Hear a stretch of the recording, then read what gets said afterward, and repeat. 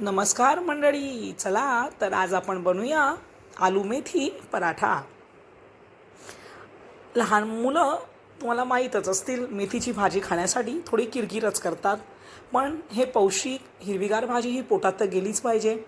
तर आपण ही भाजी वेगळ्या वेगळ्या पद्धतीने वेगळ्या वेगळ्या प्रकारे पदार्थामध्ये टाकून मुलांना कसं खाऊ घालायचं ती आज आपण कृती बघूया. तर इथे मी एक वाटी मेथीची ही भाजी घेतलेली आहे. ही भाजी आपण स्वच्छ निवडून आणि धुवून घेतलेली आहे. तर ही मेथीची भाजी तुम्ही बघत असाल. आता आपण घेणार आहोत. तर हिचं पाणी आता सुकलेलं आहे. तर आपण ही मेथीची भाजी अशी बारीक बारीक अशी कट करून घेणार आहोत. तर तुम्हाला मेथीची भाजी ज्या प्रमाणात पाहिजे असेल, थोडी कमी जास्त त्या प्रमाणात तुम्ही घेऊ शकता. आमच्या घरी मेथीची भाजी थोडी आवडीनेच खातात, त्यामुळे मी मेथीच्या भाजीचं प्रमाण थोडं जास्तच ठेवलेलं आहे. तर तुम्ही बघत असाल की आपली ही भाजी आपण आता कापून एका बाउलमध्ये काढून घेतलेली आहे. तर जास्त बारीक हे मी चिरलेली नाही आहे आणि जास्त मोठीही ठेवली नाही, मध्यम आकारामध्ये मी त्याचे असे काप करून घेतलेले आहेत. तर आता मी इथे हे गव्हाचं पीठ घेतलेलं आहे. 2 वाटी गव्हाचं पीठ घेतलं आहे. त्यामध्ये किंचितचं असं मी त्यामध्ये आपलं खाण्याचं मीठ जे आहे ते मीठ टाकून घेत आहे. त्यानंतर थोडीशी हळद टाकते आहे, म्हणजे पराठे थोडेसे असे आपले पिवळसं, म्हणजे त्याला एक कलर येईल चांगला. त्यानंतर ही बारीक चिरलेली मेथीची भाजी आहे ती मी त्यामध्ये टाकून घेणार आहे.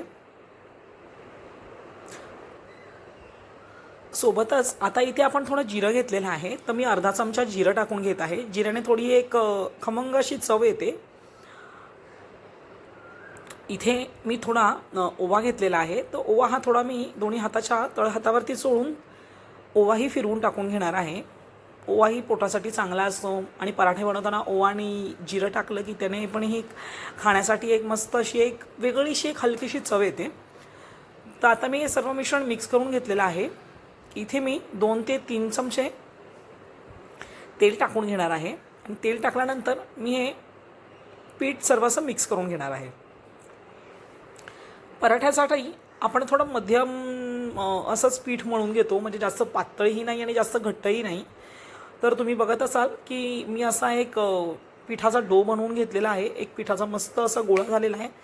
आपले 7 ते 8 मस्तपैकी पराठे असे होतील. तर मी थोडे पराठे जे बनवून घेणार आहेत त्याचे गोळे असे मळून ठेवलेले आहेत आणि आपण हे गोळे जे करून ठेवलेले आहेत ते 5 ते 7 मिनटं मी रेस्ट करायला ठेवते आहे. आता इथे आपण अशी उकडलेली बटाटी घेतलेली आहेत. तर ही मी 3 शिटी देऊन बटाटी उकडून घेतलेली आहेत. ह्या बटाट्यांचं आपण साल काढून घ्यायची आहे.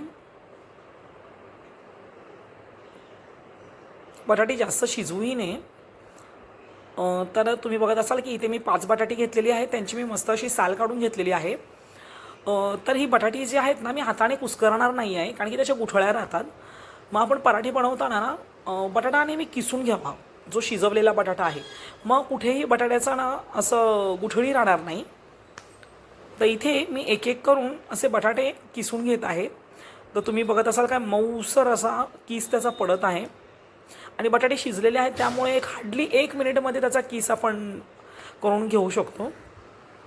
ते मी इथे अंदाजे 5 बटाट्यांचा किस करून घेतलेला आहे, तुम्ही बघत असाल तर. आता सोबतच मी काही मेथीची भाजी बाजूला काढून ठेवलेली होती, जी चिरून ठेवलेली. तर ती मेथीची भाजी मी इथे थोडी टाकून घेत आहे. हा ऑप्शनल आहे, तुम्हाला टाकायचं असेल तर तुम्ही टाकू शकता. पण मी इथे पीठ मळताना ही मेथीची भाजी यूज केलेली आहे आणि बटाट्याचं आतलं जे स्टफिंग बनवणार आहे त्यामध्येही मेथीची भाजी यूज केली आहे. इथे चवीपुरतं थोडं मीठ टाकून घेणार आहे.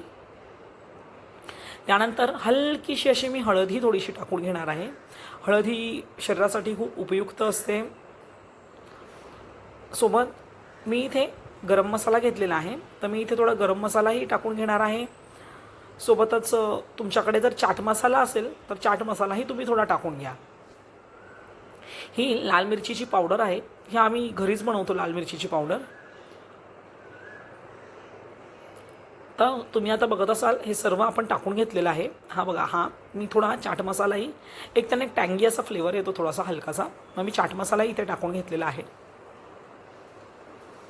ही आलं लसूणची पेस्ट आहे. जे लोकांना आलं लसूणची पेस्ट आवडत असेल ते टाकू शकतात.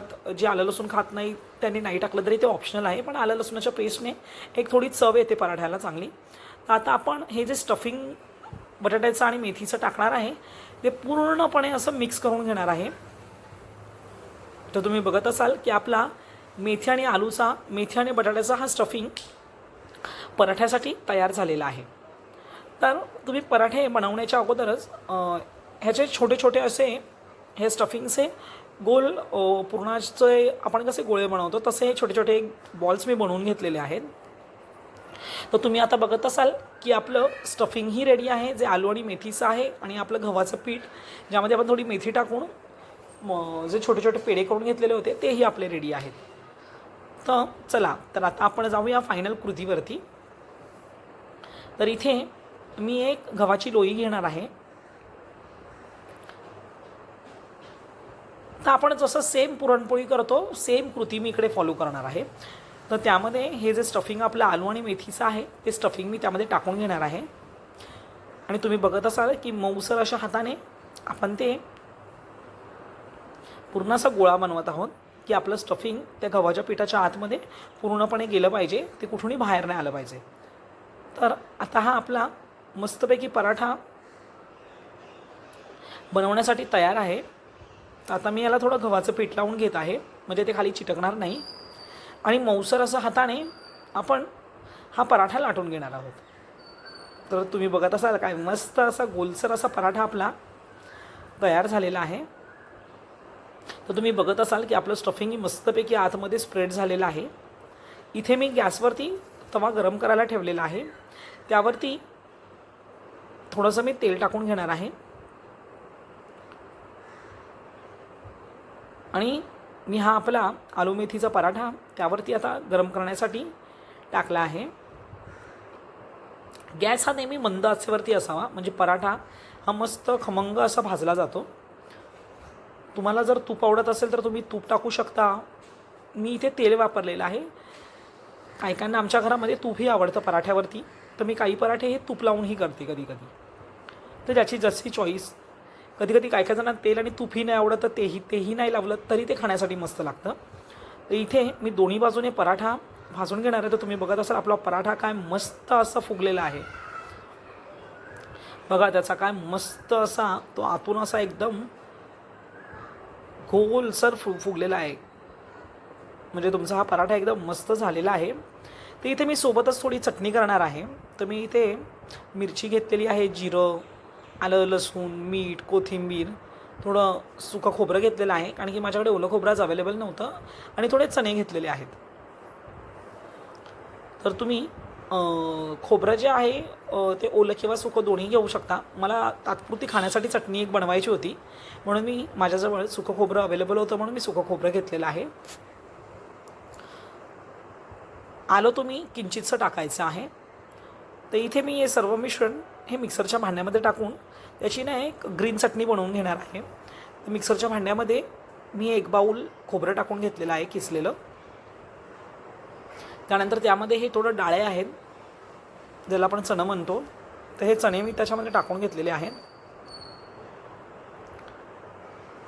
त्यानंतर थोडंसं जिरं आपण त्यामध्ये टाकून घ्यायचं आहे. सोबतच थोडं चवीपुरतं मीठ ह्यामध्ये घालून घ्या.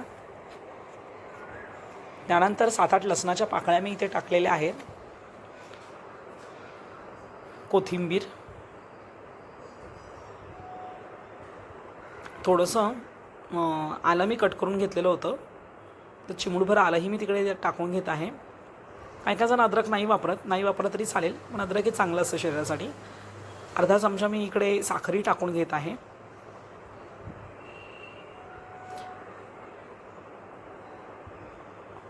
तर सोबतच तुम्हाला तिखट जसं आवडत असेल तसे तुम्ही हिरवी मिरची टाकू शकता. ते मी ते 5 ते 6 हिरव्या मिरच्या टाकलेल्या आहेत. आणि मिक्सरमध्ये मी ह्याची ग्रीन चटणी बनवून घेतलेली आहे. तर आपण जो पराठा बनवणार आहोत तो तुम्ही केचपबरोबर खाऊ शकता, दही आणि दह्याबरोबर खाऊ शकता, किंवा ग्रीन चटणीबरोबर आवडत असेल तर ग्रीन चटणीबरोबरही खाऊ शकता. तर तुम्ही बघत असाल आपला हा आलू मेथी पराठा हा खाण्यासाठी तयार आहे. तर तुम्ही कधी बनवताय लहान मुलांच्या आवडीचा असा किंवा मोठ्यांच्या आवडीचा असा आलू मेथी पराठा, तर नक्कीच कळवा आणि आमच्या चॅनलला सबस्क्राईब करायला विसरू नका.